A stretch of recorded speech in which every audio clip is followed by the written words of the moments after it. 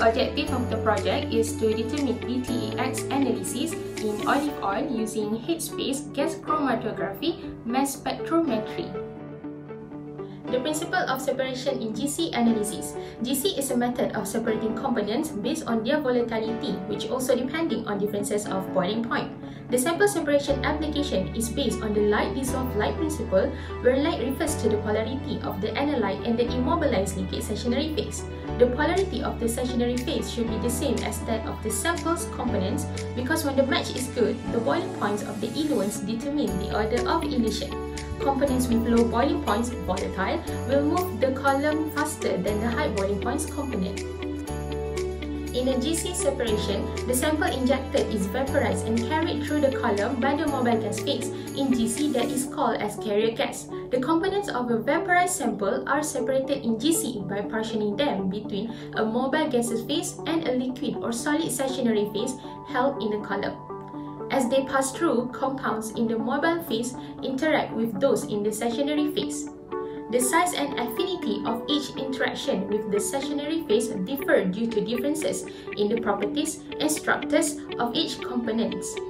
As a result, the retention time of each component varies in the column, causing them to emerge from the column in different orders and detected by the detector. This is GC's component. GC is made up of 5 main components in its instrument. It consists of injector pod, carrier gas, column, detector, and displaces the importance of the main components in the GC and their functions. The first one, we have injector pod, which is a pod for injecting samples into the GC. Secondly, we have carrier gas flow control increment. Thirdly, a column which the analyte is separated into individual components based on its affinity with the stationary phase and the mobile carrier gas phase. Then we have a detector, which is a device at the column's end that detects the mixture's component being eluted from the chromatography column. And lastly, we have display system, usually a computer, which signal recorded from the detector to produce a chromatography on the display system.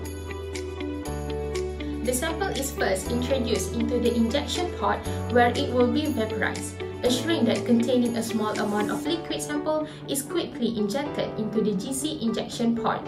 The vaporized samples that are injected are then carried by an inert gas, which is typically helium or nitrogen, that is functioned to transport the analytes through the column. The setup for injection pod requires the temperature is set to be higher than the boiling points of the least volatile component, which is warmer than oven temperature, to promote rapid vaporization of the injected samples, causing the components to vaporize. The vaporized components then combine with the carrier gas mobile phase before being transported to the GC column for separation. The flow through the column is created by the pressure from a compressed gas cylinder containing the carrier gas. The mixture's components are separated based on their ability to adsorb to the stationary phase and volatility. A component that strongly adsorbs to the stationary phase and have a higher boiling points will spend the most time in the column, which will be retained in the column for the longest time, and thus have the longest retention time. It will be the last to emerge from the GC. Meanwhile, a component that adsorbs to the stationary phase the least strongly and have a low boiling point will spend the least time in the column, which will be retained in the column for the shortest time and thus have the shortest retention time. It will be the first to emerge from the GC. Because of differences in retention time in the column, the components of the mixture exit from the column in different orders and arrive at the detector at different times. The component that is retained in the column for the shortest amount of time is detected first, whereas the component that has been retained in the column for the longest time is detected last. The detector sends a signal to the chart recorder, which is computer or data analysis, which causes a peak to appear on the chart paper. The purpose of this experiment is to determine the BTEX compound in olive oil. BTEX stands for benzene, toluene, ethylbenzene, and xylene. These compounds are mostly introduced into olive trees and thus into olive and olive oil through emissions from automobiles, bonfire, and paints into the ambient air near orchards. Next, I'm going to explain about the preparation of standard solution of BTEX. First, we take the sample solutions. Potassium sulfate and olive oil are added into the sample solution in volumetric flask. The flask then stirred vigorously for 10 minutes. After stirring, all microdrops were collected and separated from water sample. Next, the oil then transferred into tubes containing ethanol and anhydrous sodium sulfate. The anhydrous sodium sulfate will absorb the small amount of water from the aqueous layer that may have gotten into the flask by accident. The mixture then cooled and centrifuged for 3 minutes. The sample then transferred into the vial and sealed. Lastly, we injected the sample into the GC. For the next part, I'm going to talk about the operation condition for the gas chromatography. The GC system that is used for the experiment is mass spectrometer. The inlet or the injector port are splitless mode using the split ratio of 5:1 with a temperature of 200 degrees Celsius. The column in this GC is 30 meter in length, 0.25 mm ionization detector and 0.25 micrometer of film thickness.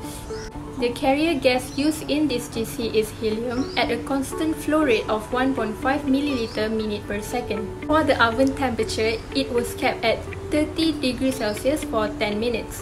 Then, it was increased to 60 degrees Celsius at 5 degrees per minute.